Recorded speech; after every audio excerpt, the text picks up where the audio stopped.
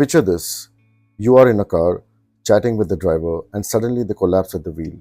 Do you know what to do?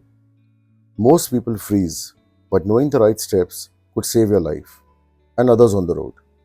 Hi, I'm Samir from Steady Wheels, and today I will explain how to stay calm and take control of the car in an emergency situation. Medical emergencies like a stroke, heart attack, or fainting can strike without warning. In those critical seconds, passengers become the last line of defense between life and death. So, what exactly should you do? The first step, don't panic. It's easier said than done. Try and quickly hold the steering wheel firmly to keep the car straight. Even a small jerk can cause a crash, so smoothness is key. If the car has an automatic transmission, shift to neutral. The engine will rev, but the car won't accelerate. If it's a manual, press the clutch and hold it, or shift into neutral.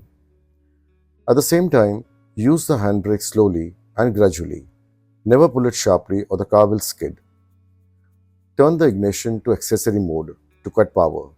ACC is written mostly near the ignition. But don't remove the key if your car has a steering lock or the wheels may jam. Switch on the hazard lights. Steer the car towards the left shoulder or a safe open space. Keep braking gently until the car rolls to a stop. Once stopped, check the driver's condition.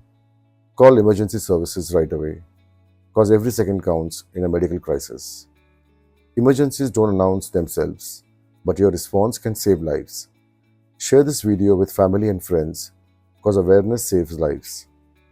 And subscribe to Steady Wheels, Safe Driving Tips with Sam, for more life-saving driving awareness videos. Thank you.